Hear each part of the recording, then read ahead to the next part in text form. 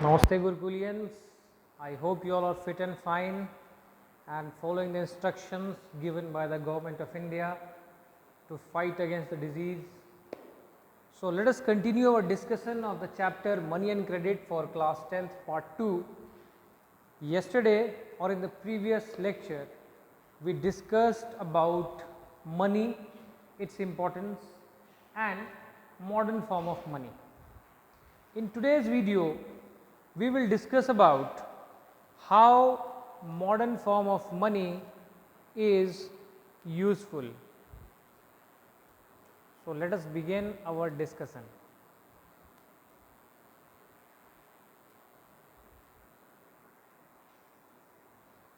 So, yesterday in the previous lecture, I discussed about modern form of currency, that is paper notes and coins.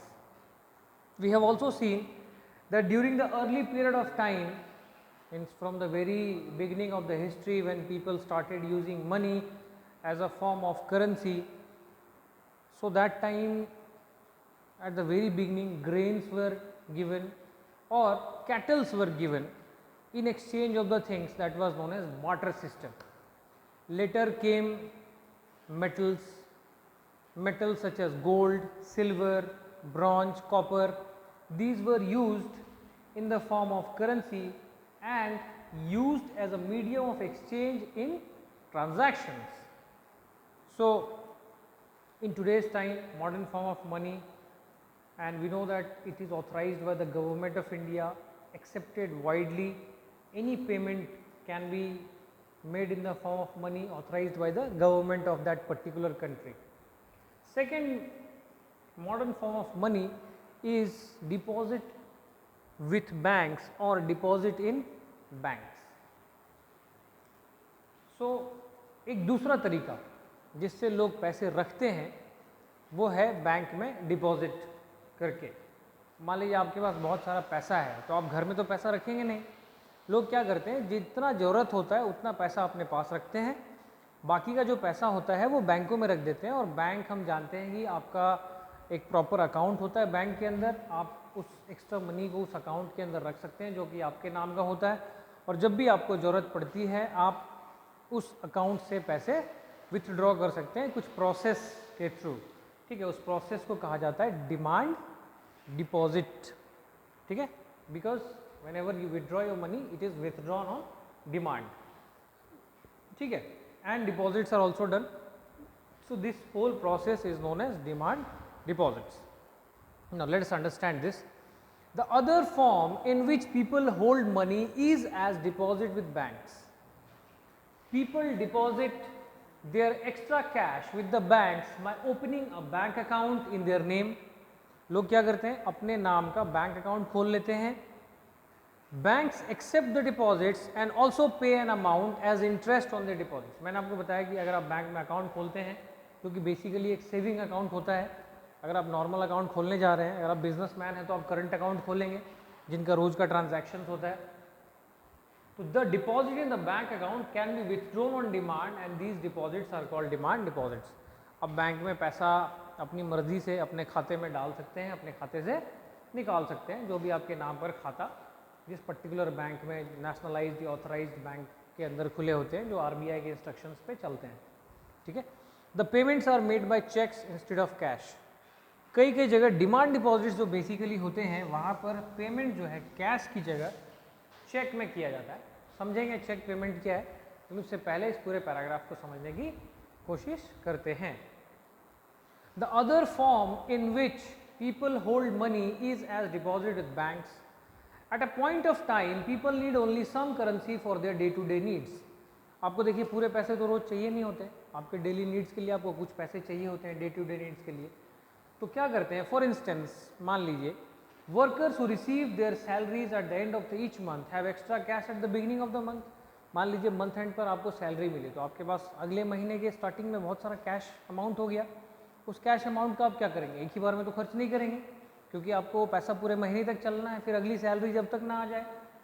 तो उसके लिए लोग क्या करते हैं, तो what do people do with this extra cash, वो क्या करते हैं, इस एक्स्ट्रा कैश को दे deposit it with the bank by opening a bank account in their name.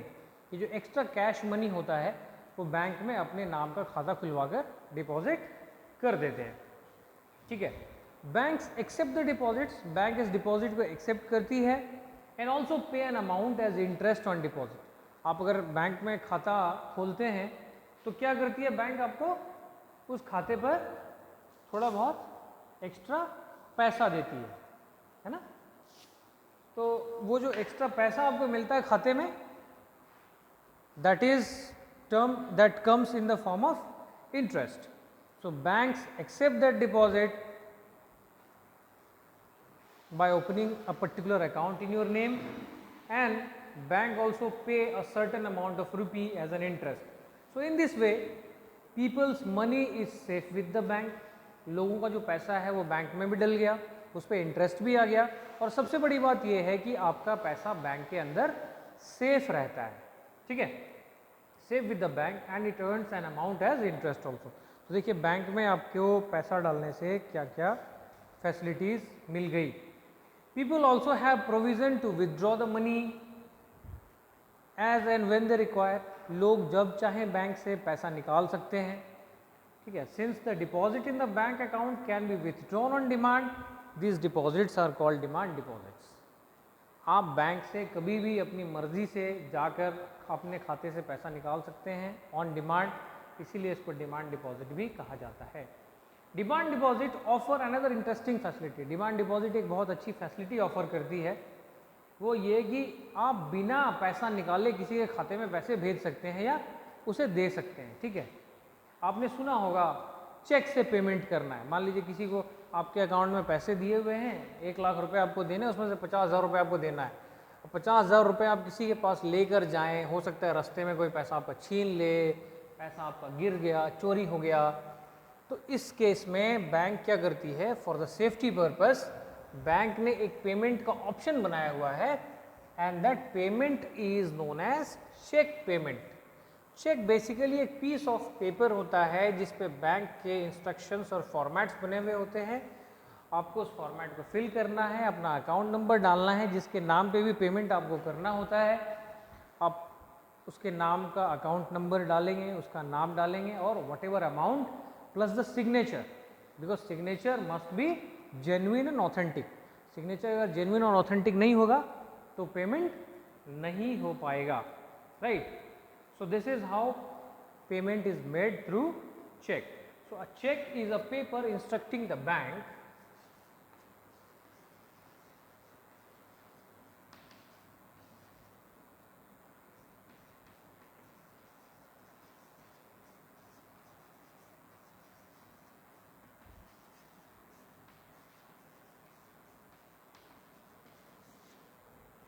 check is a piece of paper instructing the bank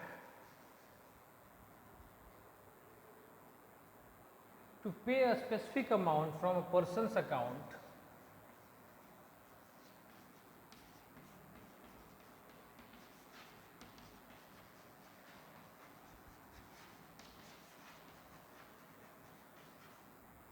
to pay a specific amount from a person's account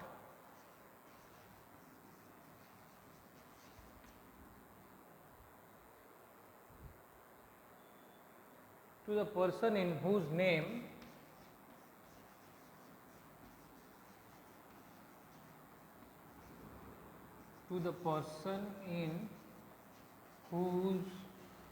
name check has been issued.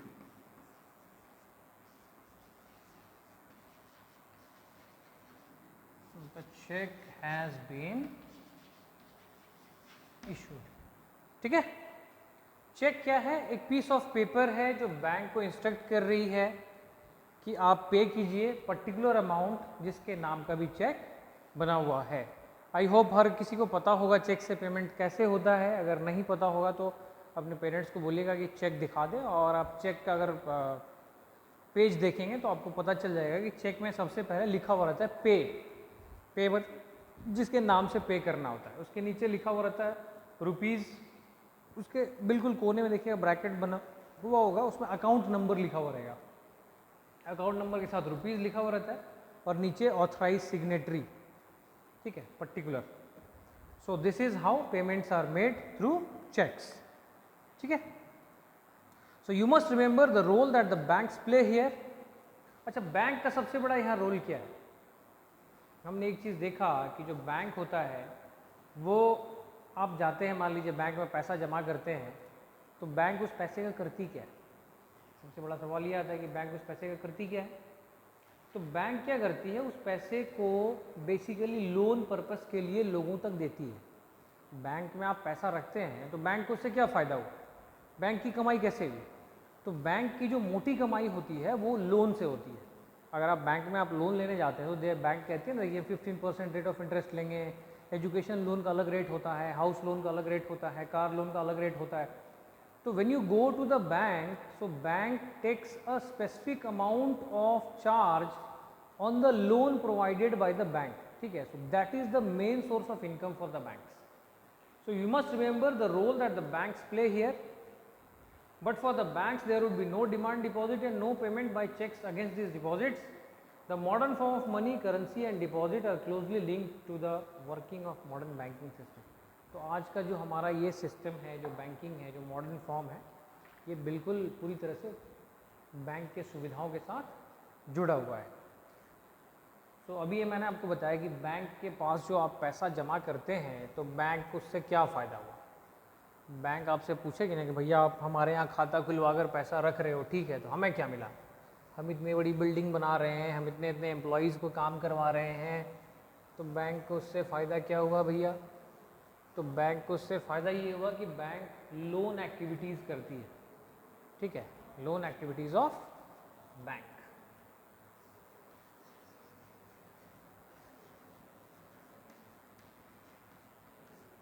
Loan activities of bank. तो जैसा कि हम जानते हैं कि bank जो है ज़्यादातर पैसे का क्या करती है, लोगों को लोन देती है, और यही लोन का जो रेट ऑफ इंटरेस्ट होता है वो बैंक को मिलता है, और इस तरह से लोगों तक बैंक का पैसा पहुंचता है और बैंक की अच्छी खासी कमाई भी हो जाती है। Let us take the story of banks further. आगे बढ़ाते हैं बैंक की कहानी को। What do the banks do with the deposits which they accept from the public? There is an interesting mechanism of work. Banks keep only a small proportion of their deposit as cash with themselves. So banks keep only a small proportion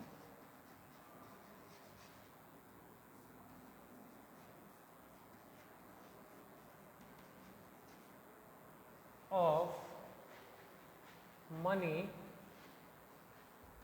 with themselves. Bank पैसे का एक बड़ा हिस्सा जो उसके पास आता है उसका सिर्फ कुछ ही हिस्सा अपने ब्रांच में रखता है एज अ कैश, ठीक है। For example banks in India these days hold about 15%। मतलब कि उदाहरण के तौर पे चलें कि 15% of cash is kept by bank out of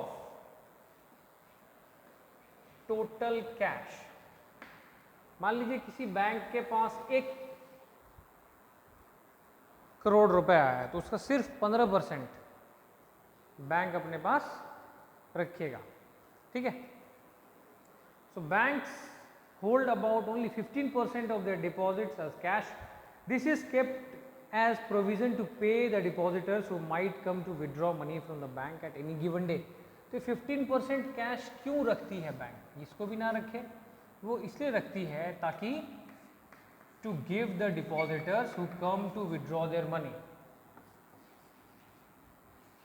मान लीजिए सब कोई बैंक में पैसा जमा कराने ही तो नहीं आता है, बहुत लोग पैसा विड्रॉ करने भी आते हैं। So to give the depositors the amount of money, bank जो है उस 15% से जो उनके रोज कि कस्टमर्स बैंक में आते हैं उनके डिमांड को फुलफिल करती है, right. So this is kept as a provision to pay the depositors who might come to withdraw money from the bank on any given day. किसी भी दिन मान लीजिए आपको बैंक में ज़रूरत पड़ी, भैया मुझे 10,000 रुपये निकालने हैं, अब बैंक के पास जो पर डे कैश तो आता ही है, उसी कैश में से आपको निकाल कर दे देती है, या फिर उसके पास जो रिजर्व कैश जो 15% है टोटल का, वो उसमें से निकाल कर आपको देती है। Since on any particular day only some of its may depositor come to withdraw cash, the bank is able to manage with this cash.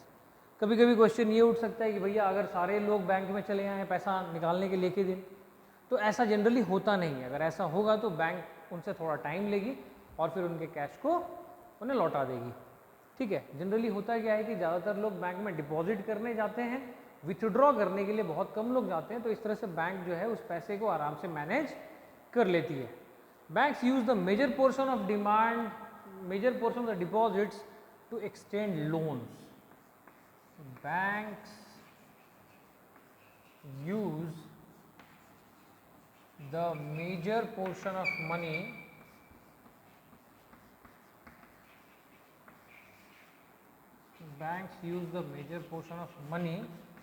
to extend loans। Bank का सबसे बड़ा काम क्या है? लोन देना। There is a huge demand for loan for various economic activities। Loan का market में बहुत बड़ा डिमांड है for different economic activities. Huge demand for loan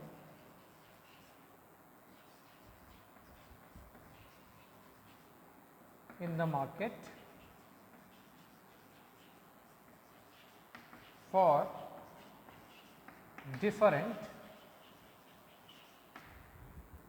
economic activities।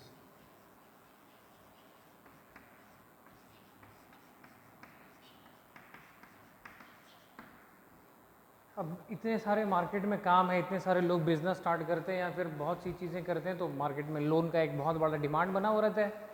तो बैंकों को बड़े आराम से लोन देकर फ़ायदा हो जाता है, right. So we shall read about this in the following sections. आने वाले समय में हम समझेंगे लोन और क्रेडिट सिचुएशन को भी। Banks make use of the deposits to meet the loan requirement of the people. In this way bank mediate between those who have surplus funds, the depositor, and those who are in need of the funds, the borrower. अब देखिए bank का यहाँ पर role बहुत अच्छा होता है कि जिसके पास ज़्यादा पैसा है वो क्या करेगा? बैंक में रखने आएगा पैसा, है ना। मान लीजिए आपके पास 20 लाख रुपए हैं। अब 20 लाख रुपए आप एक ही बार में तो खर्च नहीं करेंगे, आप सोचेंगे कि बैंक में रख दो, कोई बहुत ज़रूरी काम होगा तो निकाला जाएगा, ठीक है। यहाँ पर बैंक को देखिए बहुत ज़्यादा मगजमारी करने की ज़रूरत नहीं होती है। बैंक क्या करती है? मीडिएट करती है बीच में। ये रहा बैंक बीच में हमारा, ठीक है। इधर वो लोग हैं जिनके पास सरप्लस पैसा है,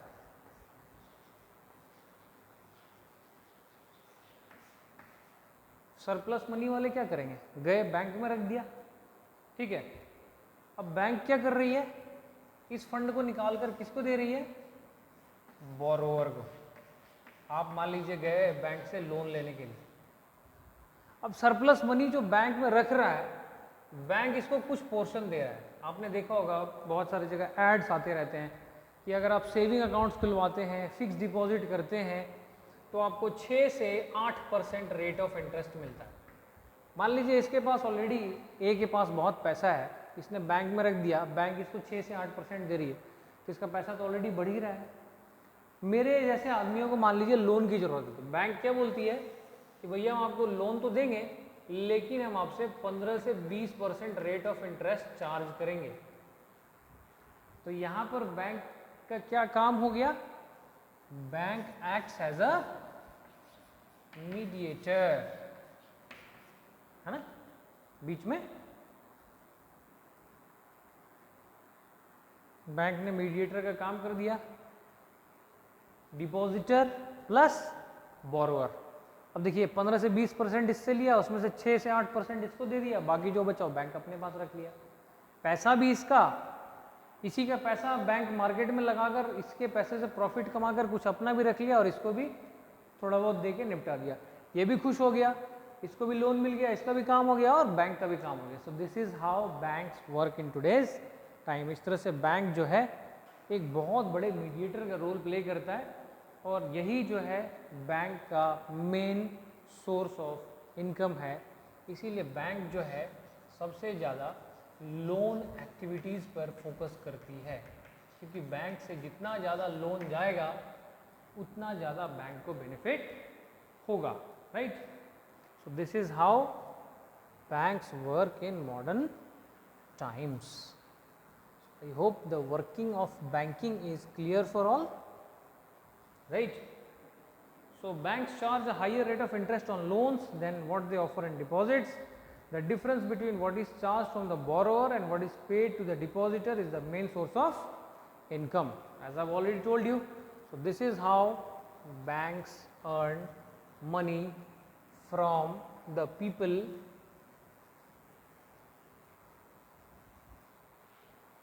I hope this is clear. Okay, now we'll see two different credit situation. ठीक है, हमारे यहाँ इंडिया में अभी भी क्रेडिट सिचुएशन डिफर करता है,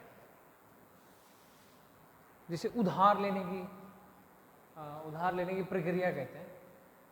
एक वो सिचुएशन होता है जिसे हम बोलते हैं formal source of credit, formal source of credit. दूसरा सिचुएशन होता है informal source of credit.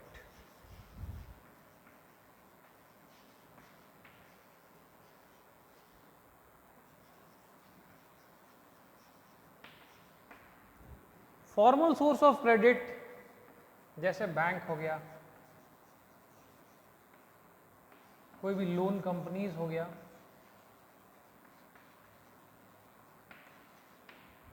Credit card loans,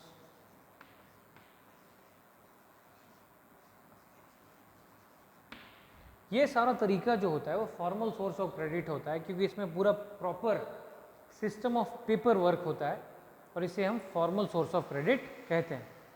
informal source of credit का मतलब वो होता है वो सोर्स ऑफ क्रेडिट जिसमें ट्रस्ट एक बहुत बड़ा फैक्टर होता है। जैसे फ्रेंड्स, दोस्तों से पैसा ले लिया, रिलेटिव्स और एनी नोन सोर्स। अब इसमें हम समझेंगे कि डिफरेंस क्या होता है। फॉर्मल सोर्स ऑफ क्रेडिट से अगर आप कहीं पैसा लेते हैं जिसमें रेट ऑफ इंटरेस्ट फिक्स होता है, इसका प्रॉपर टेन्योर होता है कि आप मान लीजिए 1 लाख रुपए 1 साल के लिए लेते हैं तो आपको 1,10,000 भरने हैं। लेकिन इनफॉर्मल सोर्स ऑफ क्रेडिट में कभी रेट ऑफ इंटरेस्ट होता है, कभी रेट ऑफ इंटरेस्ट नहीं भी होता है। मान लीजिए आप किसी दोस्त से ले रहे हैं 2 महीने के लिए, तो बोलेगा क्या यार छोड़, तुम्हारी मदद कर रहा हूँ, ये ले पैसे ले, लौटा देना। बहुत सारे ऐसे लोग भी होते हैं, सेठ साहूकार होते हैं, जो पैसे ब्याज पे लगाते हैं। अब उनके पास गए 2 महीने की जगह 3 महीने हो गया, वो आपके घर पे आ जाएंगे, बोलेंगे भाई मेरा पैसा आज के आज दे, मैं कुछ नहीं जानता। तो ऐसे सोर्सेज में थोड़ा हमें प्रॉब्लम होता है। लेकिन हमारे देश में दोनों सोर्सेज चलते हैं, क्योंकि हर एक लोग फॉर्मल सोर्स को ऑप्ट नहीं कर सकते, या तो उनके पास बहुत जानकारी नहीं होती या फिर उनके पास बहुत सारी अलग तरह की प्रॉब्लम्स होती है। But all these credit situation will be seeing in the next video. Till then keep smiling, be happy, thank you.